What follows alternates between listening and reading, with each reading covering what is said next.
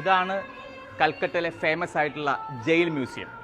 അതായത് ബ്രിട്ടീഷ് ഭരണകാലത്ത് സ്വാതന്ത്ര്യ സമര സേനാനികളെ വധശിക്ഷയ്ക്ക് വിധിക്കുമ്പോൾ, അതായത് കൽക്കട്ടയിലെ സ്വാതന്ത്ര്യ സമര സേനാനികളെ വധശിക്ഷയ്ക്ക് വിളിക്കുമ്പോൾ ആ വധശിക്ഷയ്ക്ക് വിധിച്ച ആ പ്രതികൾ അവരെ പാർപ്പിക്കുന്ന ഒരു ജയിലാണ് നമ്മൾ അങ്ങോട്ട് കയറുന്നത്.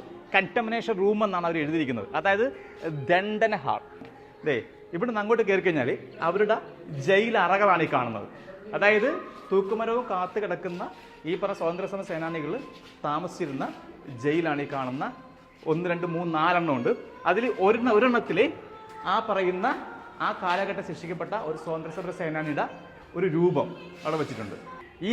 ഈ സമയത്ത് നിങ്ങൾക്ക് ബാക്ക്ഗ്രൗണ്ടിൽ കേൾക്കാം, അതായത് നമ്മുടെ വന്ദേ മാതരം വിളികളും ആ പറയുന്ന ഫീലിങ്സ് ആയിട്ടുള്ള പാട്ടുകളും ഒക്കെയാണ് ബാക്ക്ഗ്രൗണ്ടിൽ കിടക്കുന്നത്.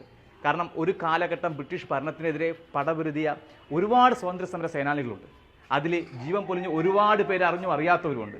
അതിൽ ഏകദേശം 5 പേരോളം ഈ പറയുന്ന തൂക്കുമരത്തിൽ, തൊട്ടപ്പുറം നമ്മൾ കാണാൻ പോകുന്ന തൂക്കുമരത്തിൽ തൂക്കിലേറ്റപ്പെട്ടിട്ടുണ്ട്.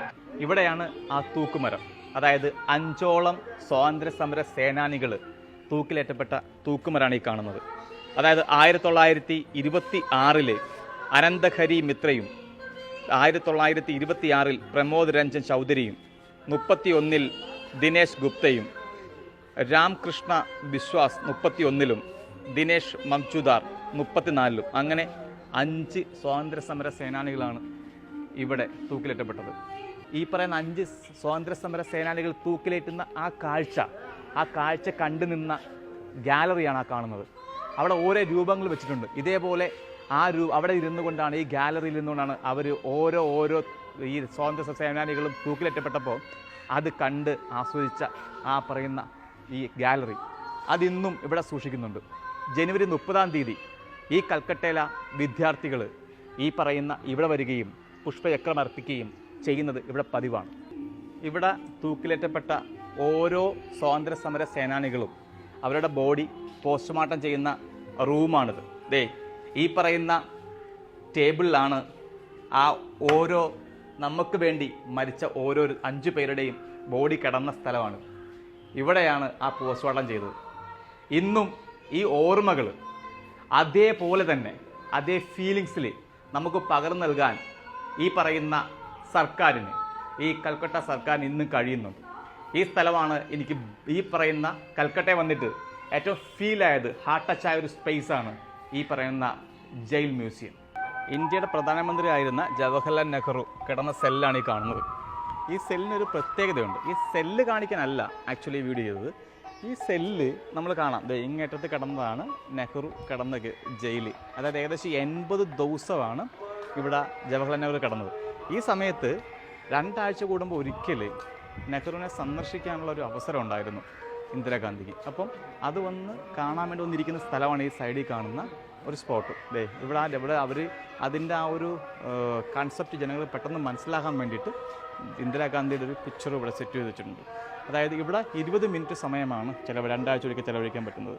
അത് അച്ഛനും മകളും ഇവിടെ വന്നിരിക്കുമായിരുന്നു നെഹ്റുവിനെ കാണാനാണെന്ന് ഇവിടെ ചരിത്രങ്ങൾ എഴുതി വെച്ചിരിക്കുന്നത്. ഇവിടെ അത് സമയമെന്ന് പറഞ്ഞാൽ 1937 ഫെബ്രുവരി 27 മുതൽ മെയ് 8 വരെയുള്ള 80 ദിവസമായിരുന്നു ഇവിടെ കാണാൻ വന്നിരുന്നത്. ഇനി നമ്മൾ കാണാൻ പോകുന്നത് ഒരു ജയിലിനകത്ത് അവരുടെ ജീവിതമാണ്. ആ ജീവിതം അതേപോലെ തന്നെ അവരുടെ അവരെ എങ്ങനെയാണ് ജയിലിൽ ജീവിച്ചിരുന്നത്, ആ ജീവിച്ചിരുന്നതിൻ്റെ ഓരോ ദൃശ്യങ്ങളുമാണ് കാണുന്നത്. ഇവിടെ ചെറിയ ചെറിയ സൗണ്ടിലൂടെ അത് നമുക്ക് പകർന്നു നൽകുന്നുമുണ്ട്.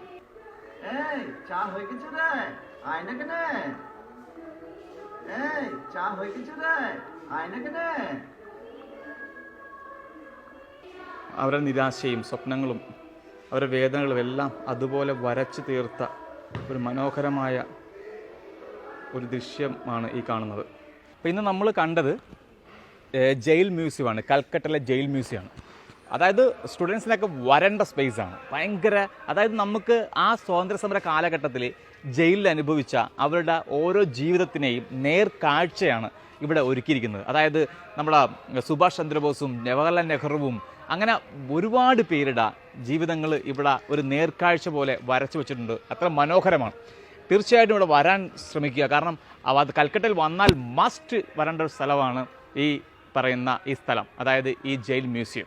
ഇവിടുത്തെ കാഴ്ചകൾ തീരുന്നേയില്ല. ഒരു ദിവസമല്ല, ഒരു എപ്പിസോഡൊന്നല്ല, കുറേ അധികം എപ്പിസോഡുകളിൽ വരച്ച് കാണിക്കാൻ പറ്റുന്നുണ്ട്. പക്ഷെ നമ്മൾ ഇവിടെ ഒതുക്കുകയാണ്. ബാക്കിയുള്ളത് നിങ്ങൾ നേരിട്ട് വരിക, കാണുക. കാരണം കാണാൻ മാത്രമുണ്ട് കാഴ്ച.